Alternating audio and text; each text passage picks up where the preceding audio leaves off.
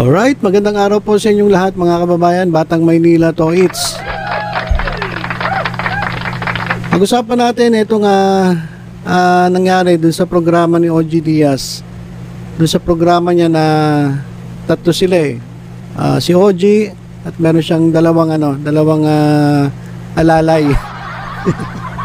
na taga-react. Ayun ata yung trabaho nila, taga-react Pag may sinasabi si OG, sasabihin nung dalawa, talaga ba?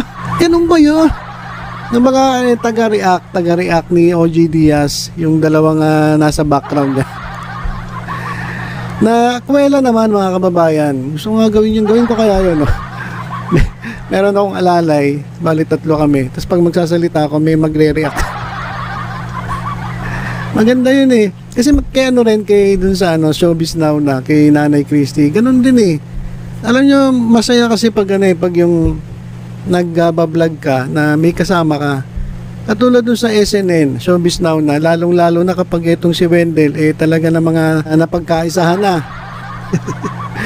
Ni Nanay Christy at ni Romel Chica. Lalong-lalo na kapag pag pinakanta na si Wendell. Talaga namang ako, tawan-tawa ako. Kapag nanonood ako ng Showbiz Now na. Kasi kwela Saka masaya kasi pag may kakwentuhan di ba? Kasi pag mag-isa ka lang mga kanta nga. Nagsasalita ka mag-isa.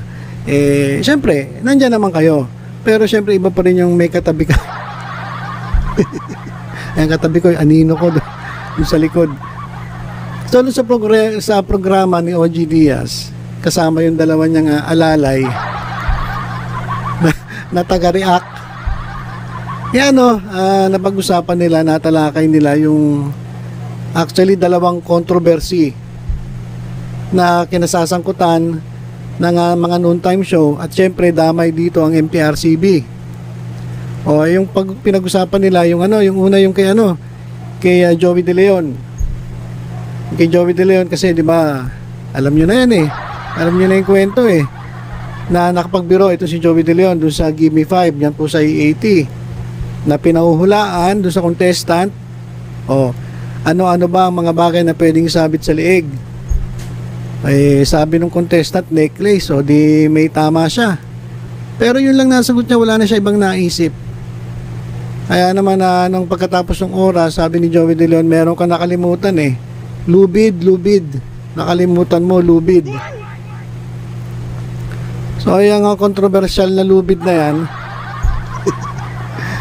yan po ay ginawang butas ng mga panatiko. Sabi nila, yan daw ay nag-iimbita sa mga tao para gumawa ng karumal-dumal gamit ang lubid. Ayun po yung sinabi nila. Yun po yung ginawa nilang butas at nanawagan sila sa MPRCB. MPRCB, alam niyo ito si Madam Pierre Lala Soto, busy ngayon. Ang dami na si kaso, tapos ito pang mga mga taga diyan sa kabila, yung mga panatiko. Wala rin tigil kung ano-ano para mga bata. Para nga itong MPRCB ginagawa nilang PTA. Gusto nila, mayari pag may umiyak na bata, susumbong agad sa nanay, magsusumbong sa principal. At ang gusto ng mga nanay, itong principal ay patawag agad yung isang nanay. Hindi naman po gano'n na MPRCB.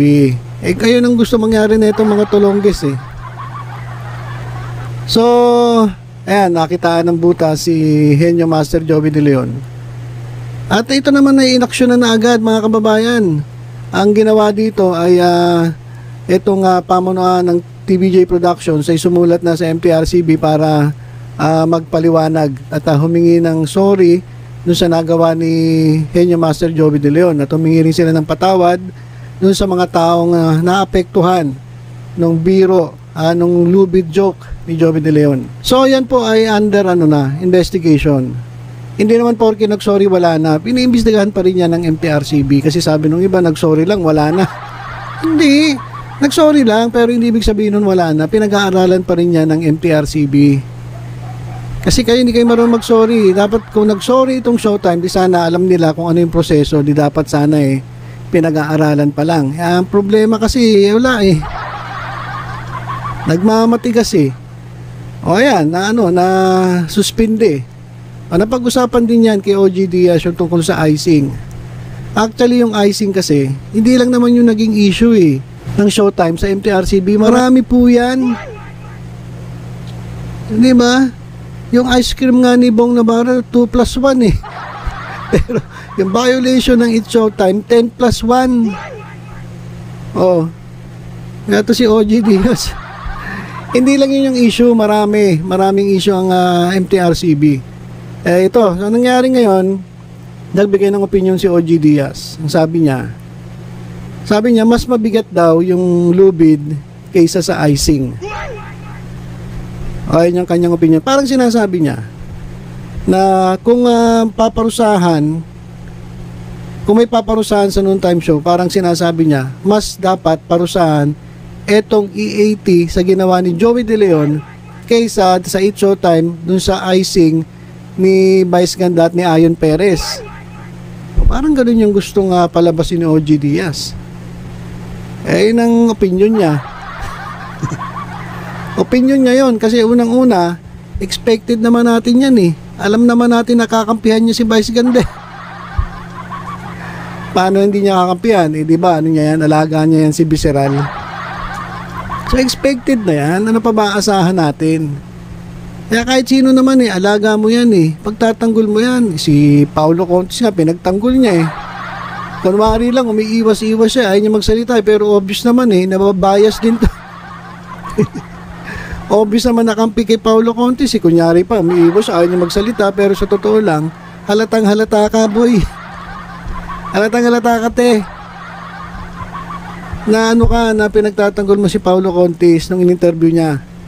O tapos eto ngayon nagbigay siya ng opinion kay dito kay Joey De Leon at dito kay Vice Ganda. Syempre kanino pa ba siya kakampi?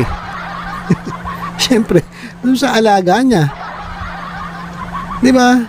Pero ito lang, gusto ko lang sabihin din kay OG Diaz. Kung sa tingin mo mas mabigat yung lubid kaysa sa sa icing. Well, unang-una, yung lubid kasi, sinabi lang naman ni Joey De Leon Wala namang literal na lubid na nakita Meron ba lubid na inilabas si Joey De Leon? Naglabas ba si Joey De Leon ng lubid at sinabi niya sa lignit, gumanyan siya.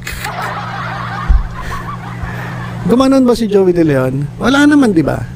Salita lang. Pero yung icing ba salita lang? Hindi May props Yung icing ang ginawa, ginano ni Ayon Perez nilaan. Mayroon pang papikit-pikit. Tapos yung isa naman, gigil lang napapanood yung jowa niya. Parang sabik na sabik. Hindi ko alam kung saan sabik Sabik ba sa icing o dun sa jowa niya? Sabi niya, sige pa ulit. Ulitin mo. Ngayon na nangyari. Lumapit pa si sabi naman ng mga kasama nila ron, susubuan na mga mga pasaway din imbis na sabihin tama na yan, hindi sila pa yung mga sulsul. Ngayon kumuha si Ayon Perez ng icing, susubo sana kay Vice, buti na lang hindi dahil kung sinubo yun, alam na. Buti nakaiwas pa na sa mas lalo nga malaking kaparusahan Anong nangyari? Kinuha ni Vice yung icing dun sa daliri ni Ayon Perez.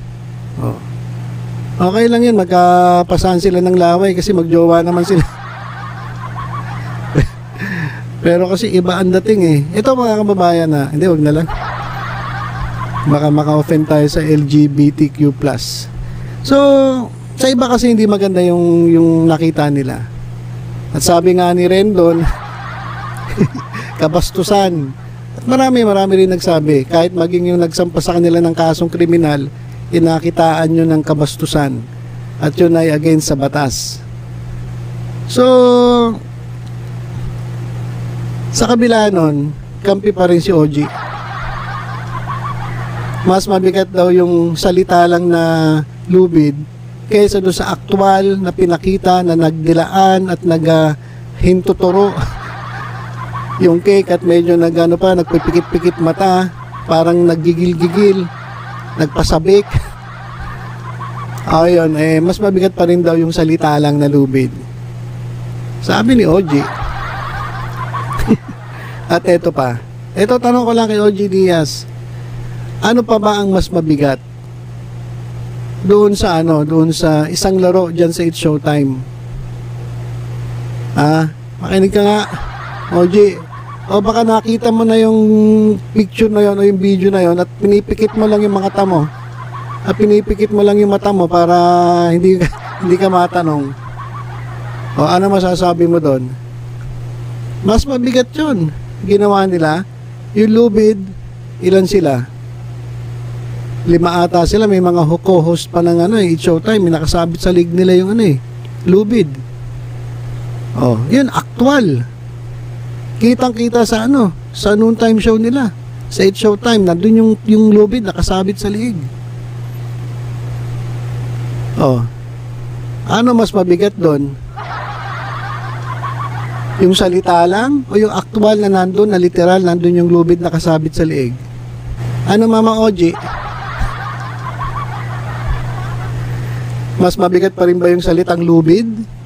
O dun sa actual na nakasabit yung lubid dun sa liig ng mga co-host at mga, ewan ko kung sino-sino kasama ron dun sa It's Showtime? Sige nga. Kay Joey De Leon, salita lang yun. Wala siyang bit-bit na lubid. Hindi niya sinabit sa liig niya at ginanon niya. Yung icing, merong icing. Sinubo mismo yung icing. Sinupsup yung daliri. Tapos yung dun sa Showtime, sinabit sa liig yung yung lubid. Ano mas mabigat doon, OG? Sige nga, bigyan mo nga ng reaction yan. Sabihin mo kung sino mas mabigat.